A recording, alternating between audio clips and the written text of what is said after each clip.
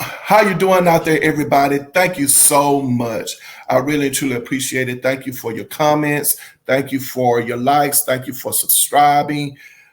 Thank you for sharing. Just thank you so much. And as I said, over here, I want more of a dialogue than a monologue. I'm not here to dish out the dirt on who drop kicked who, not like that.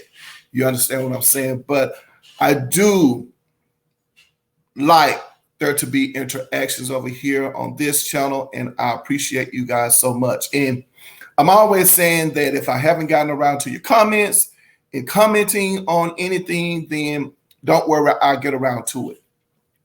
Here it is. It's 2:30 my time.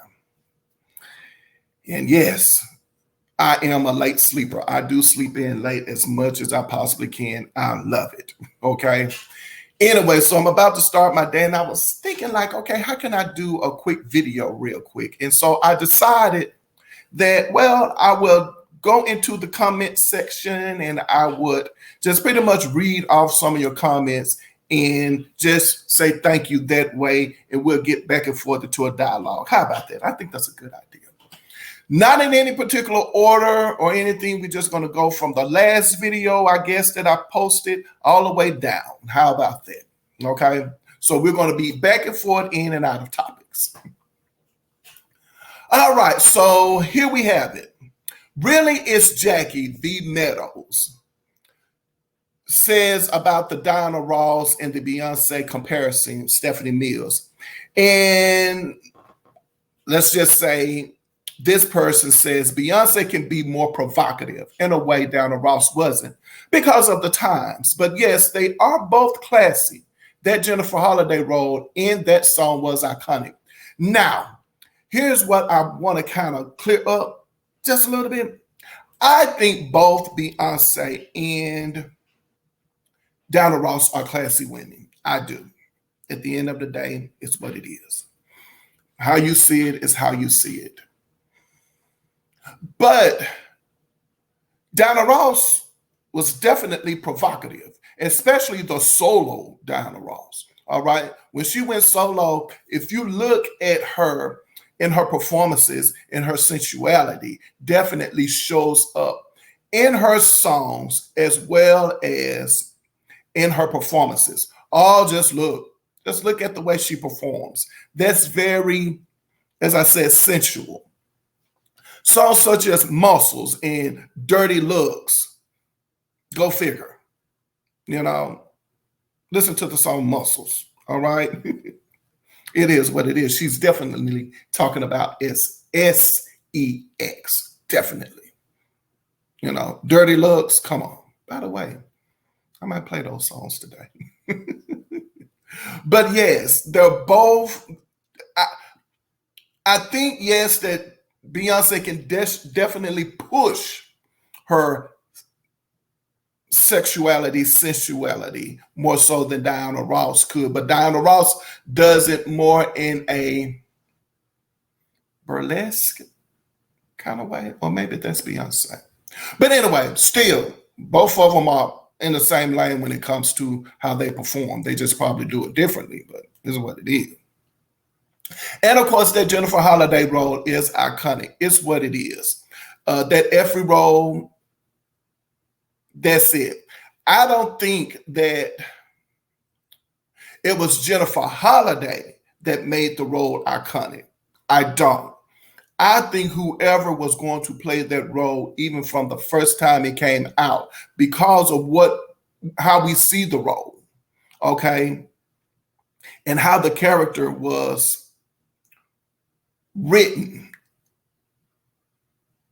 for the Dreamgirls, whoever was going to get that role, they was going to get the prize. It's just what it is. All right, so we have Michael Johnson. Michael Johnson made a comment about my Angela Winbush, Stephanie Mills, and Alton McClain version of The Power of Love. Check that video out, and how the history of the song I've Learned to Respect the Power of Love came to be. Of course, you know, Alton McClain and Destiny, some of you, recorded the song in 1978. Stephanie Mills made an R&B hit in 1985. Angela Winbush recorded it again in 1989. Stephanie Mills recorded it again in 1994 called The Power of God. And now Angela Winbush has taken that song and she has made it now her testimony.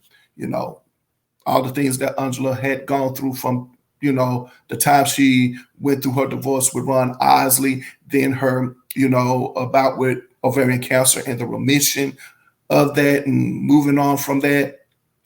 Now definitely is her testimony song. And so he says, I never heard Alton McClain's version. Check it out. It's a good version. But Angela and Stephanie killed it. Stephanie did a remarkable version on her gospel CD titled The Power of God. Great commentary. Thank you, Michael Johnson, so much for your comment. Then we have Austin Berry. Austin Berry says, I love you, Shaka, but I do not believe that you are really sorry. Yeah, you know, it's almost like, to me, that comment, her statement read more like I'm aware of what happened. And I should have known better. And here's what I'm going to do. It's kind of like, you know, saying you didn't do it, but you did it. So I think for me, it would have been great. When you're talking about an apology, it's I am sorry. I apologize. I apologize for blank, and then in your statement. And then if she said, here's what I do to make up for any, you know, damages or whatever, then, you know, make good on your apology is probably what I'm saying. I think the fact that she didn't say I apologize, I don't think she did, is enough to say, is she apologetic? You can never really tell if someone is apologetic or not. You just can't tell. I don't think so. You know, sometimes people can burst into tears and, oh my God, I'm so sorry. And then, you know, go back and do the same thing that, you know, you said, hey, I don't like that. But again, it's what it is. Timothy Peters, the fact that Diana Ross hasn't won a Grammy for a single or album makes the Grammys irrelevant.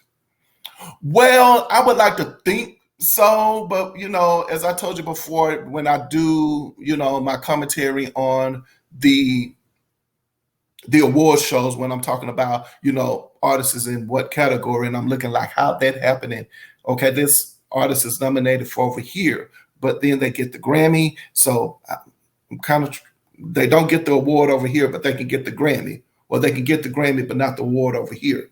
You know, I'm like, how is all of that working? But I understand each award has different stipulations, policies, procedures, whatever. I would say that it would be irrelevant if Diana Ross was never nominated for a Grammy. She has Grammy nominations. She just never, you know, won the award. And for that reason alone, I have a raised eyebrow. So it's kind of like, well, we're giving you the, what is it? The Legendary Award for the Grammys, you know, the Grammy Legend Award for the Supremes. And then she has another Legendary Award for her as a solo artist. But you look like, how does that work? Well, you know, Diana Ross, I don't think has said anything publicly about it. You know, it's just fans who are supportive of Diana Ross are like, come on now. But she has been nominated. And I can tell you a lot of artists who have been nominated for Grammys that, you know, you would probably be shocked that they didn't receive it. Number one, Vanessa Williams. I'm not quite sure. I haven't followed her career as much lately, you know, within the past several years or so. So I don't know if she's ever received a Grammy for any of her work. But Vanessa Williams has a lot of Grammy nominations. She does not have the Grammy. In Vogue, they have a lot of Grammy nominations, but they don't have it. I don't know if NDRE ever received a Grammy. You know, that whole fiasco with her and Alicia Keys. I might talk about that. Let me write that down in my head. So, is it irrelevant? I think it's irrelevant for another reason, but not the fact that Diana Ross didn't get never received an award.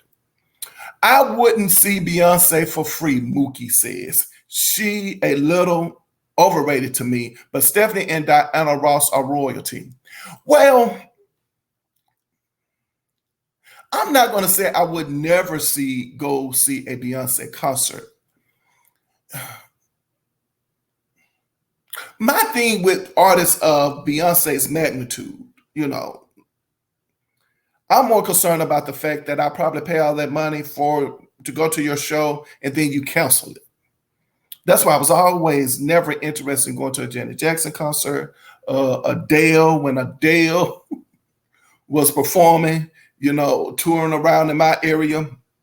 I was like, oh no, I would love to go see Adele, but you're probably going to cancel now to pay all that money. I have had that happen last year. I paid for to go to a show. Anyway, that's a long story. Canceled it. I'm like, can I get my money back? So that's what it is on that end. So I wouldn't want to go see a Beyonce concert just because of the fear of having it being canceled. But, Mac McCoy, you were on point all the way. I could have said it better. Okay, Diana Ross being in the same lane as Beyonce being in the same lane as Diana Ross. Thank you, Mac McCoy, for that. I'm seeing comments that I didn't recognize. Okay. Let me respond real quick. Timothy Peters, Diana is musical perfection. I have loved her for 60 years. Wow. Thank you, Stephanie. I had your music too. Wow. Wow. Okay, Michael. Okay. I can respond as I'm doing that. Okay. Adrian England. Oh, this is the one about Stephanie Mills. Now, CeCe Wine is saying that I'm Every Woman is demonic. Oh, okay, let's see.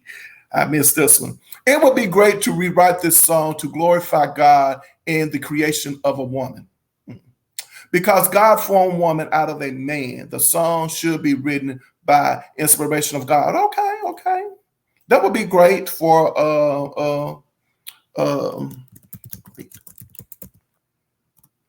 I think I agree. If Shaka Khan wanted to do something to show uplifting, and only because she's a singer, and I'm not limiting her to just singing in order to bring about change. I'm not saying that.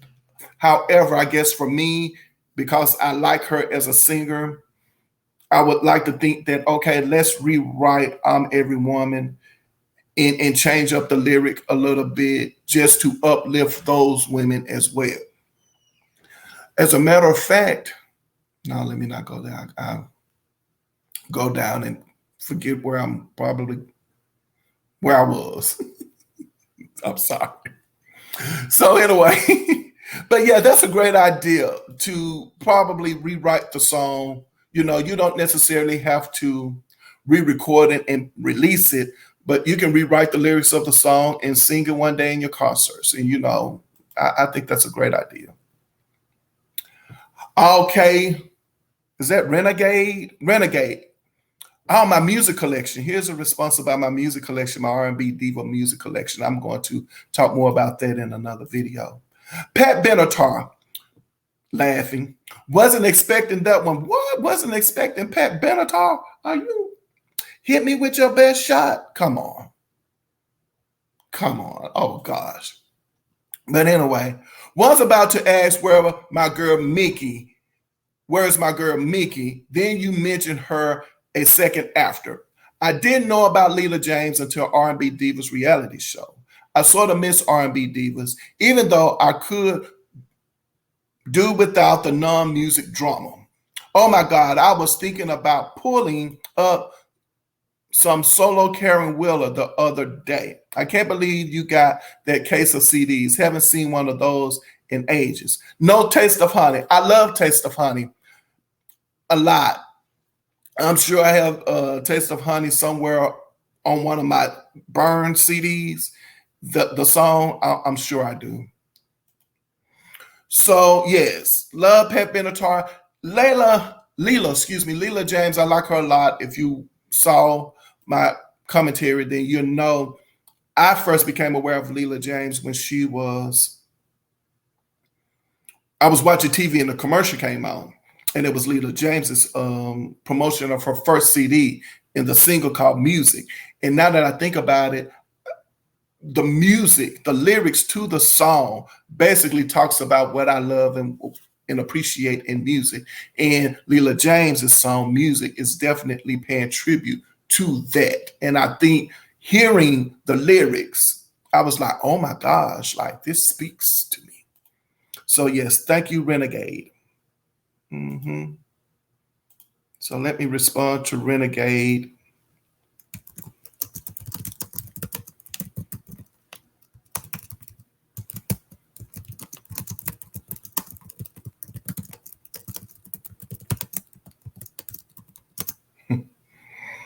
Okay. So I replied back, I'm sure I have Taste of Honey somewhere on a burned CD. I'm sure.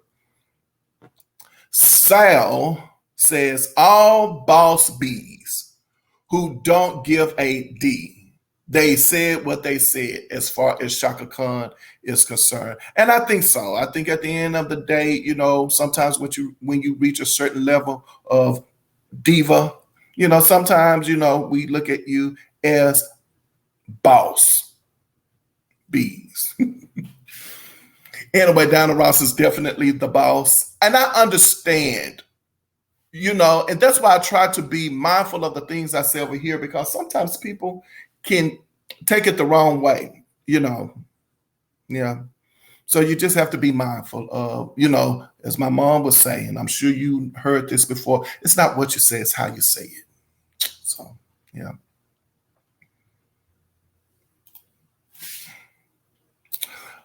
Seabreeze 40. She doesn't sing as she once did, but absolutely, Miss Ross has a beautiful voice, and the women of her generation all have looked past those childhood memories. Oh yeah, I missed this one. Childhood memories. Miss Ross, just based on her mere presence, has influenced the style so many have tried to copy. Thank you. I'm glad you brought that up. That's basically what I was trying to say. Oh, thank you. See, I like this. It clears up a lot. Yes, what Seabreeze is basically saying when I was talking about Diana Ross's image and Beyonce's image, I like that. Seabreeze has commented again on Diana Ross and not having a Grammy, mostly because of her relationship with Mr. Gordy and this fixation with believing Miss Ross did her group wrong. She was punished by a lot of the award people. Oh my gosh. See, that's why I like y'all. I never thought, we can talk about this. Oh my gosh. I don't think Miss Ross should have won this year, but there were many years she should have. After her loss for the Oscars, Miss Ross doesn't care much about awards. She's a 78-year-old legend. What can an award do for her at this time? Absolutely nothing. She should have won for Do You Know Where You Were Going To? Do You Know Where You're Going To in Endless Love? Definitely. Oh my gosh, definitely.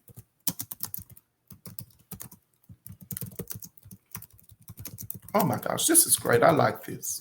Thank you guys so much for leaving comments because, oh my gosh, I never thought about that. But you know, you would think that she would have won the Grammy for that song. But if I'm not mistaken, the movie was not a big movie, but the song was a big song. Maybe that had a lot to do with it. But I still think, this is just me, because I like the song Missing You, I think she should have won for the song Missing You, the tribute she did for Marvin Gaye. But understanding Marvin Gaye's career at the time and what was going on in his personal life, maybe some people just feel like they didn't want to, you know,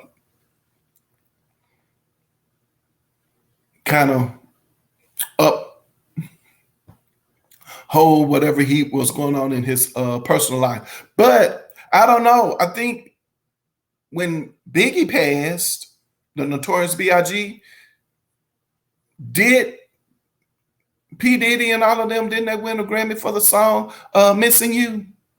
I'm sure that was nominated. I'm sure of that. But so times do change. It's what it is.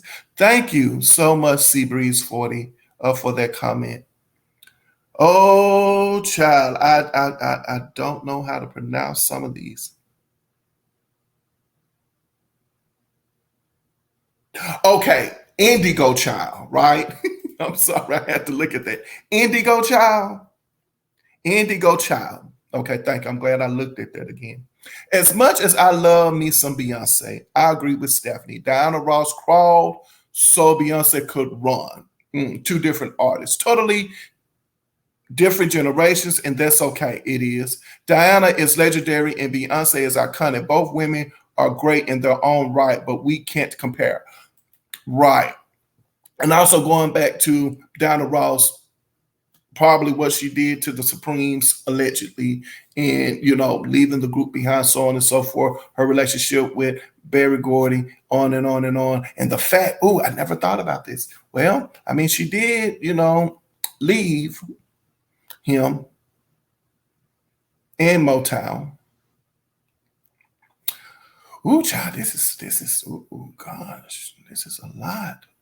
Thank you. Aries by Sun, Virgo by Moonlight, Libra, Rise says, Aries gain on the end of March, and my only child is the 25th of March. Okay, so basically just I call those ladies Aries. Shaka Khan, Stephanie Mills, and Diana Ross are Aries. So this person here must be an Aries.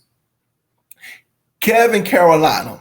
I followed Diana Ross's career over 50 years, and I find it unbelievable that she's never won a Grammy. It's good. It got so bad for me with her not winning. I boycotted the Grammys. Oh, okay. Well, I don't know about artists. I mean, people boycotting the Grammys, but when, if I'm not mistaken, when Barry White lost to Bette Midler, he was done with the Grammys. He was like, Barry White was done with those Grammys. All right, we got about another 5-6 minutes. Let's continue. John Lewis says you're right, and that looks like it's the comment with about Stephanie Mills, whatever I said. He says I'm right. Randy B. the One. Beyonce is overrated. She's not that good. The media push who they want you to like these days. Yes, they do. There's plenty of other singers who is better than her. Yeah, but you have to understand that whole media thing, right? That your promotion team, media, your record company, your publicists, your managers, all of those people can make or break an artist, right? You remember I was talking about in the Vesta video where, according to Vesta, A&M pulled the plug of her promoting her song. And I'm thinking it was probably Congratulations, because that song was definitely going up towards the pop, going up the pop charts. And it was almost about to crack it to the pop top 40. Vesta's Congratulations. It was getting there. And as she said, they pulled the plug on the song. I'm just saying, So understood. Oh, okay.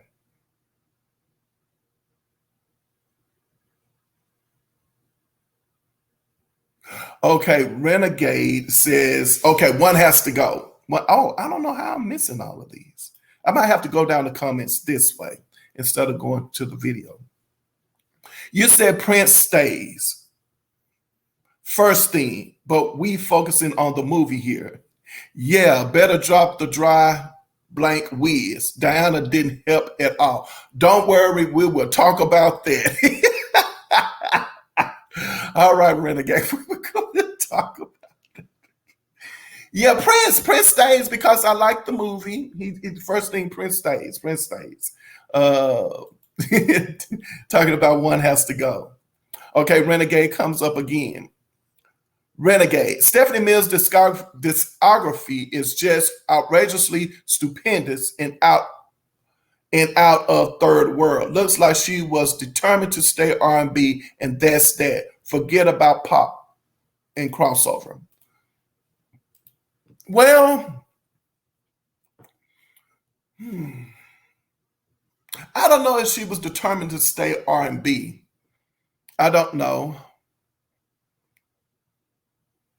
I was just reading somewhere on a post where it looks like Stephanie Mills' Home CD, the one she released in 1989, said it just finally reached platinum status.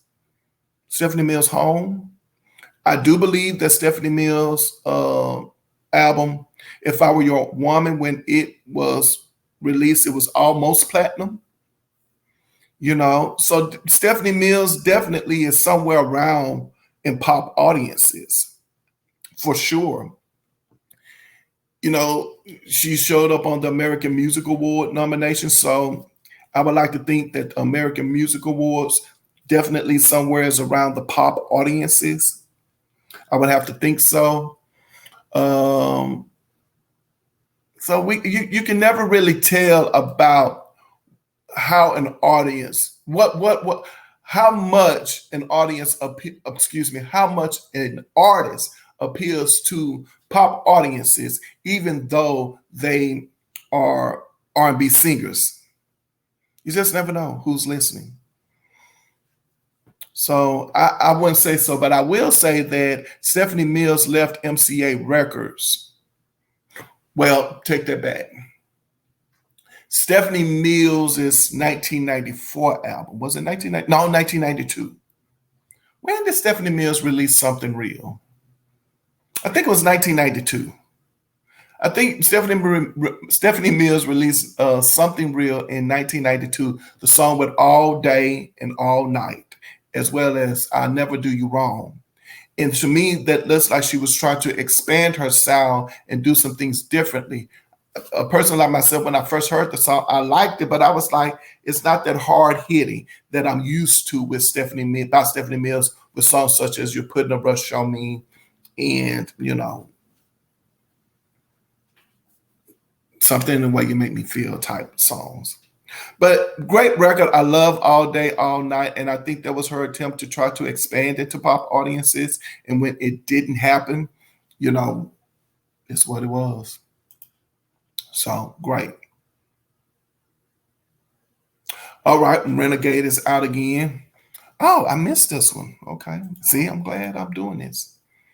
Renegade. I remember that Something in the Way song. It did feel otherworldly. I was like, that's a lot of expectation. But what you said reminds me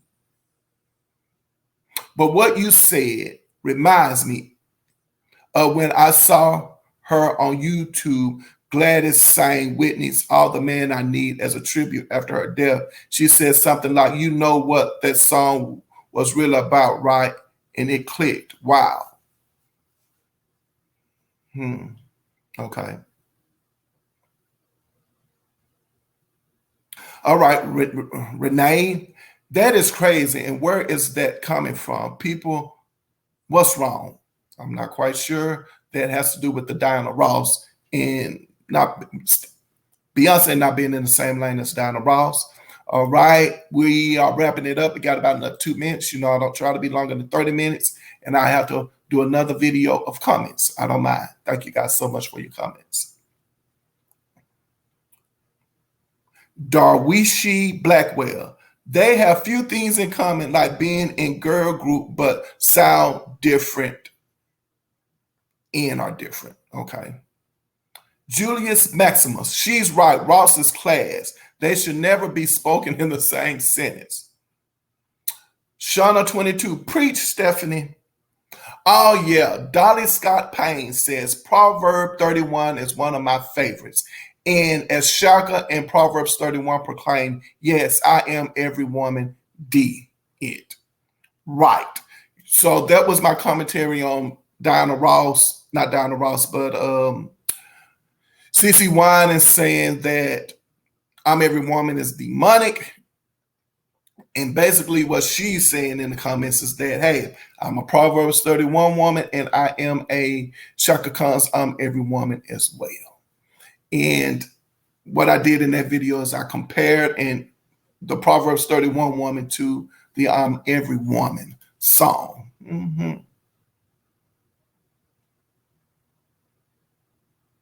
Wow. So many here, so many. But I'm going to stop here. And I want to say thank you guys so much for your support. I appreciate it. Thank you. Thank you for subscribing. Thank you for liking. Thank you for sharing. Thank you for leaving comments. Thank you. One more time.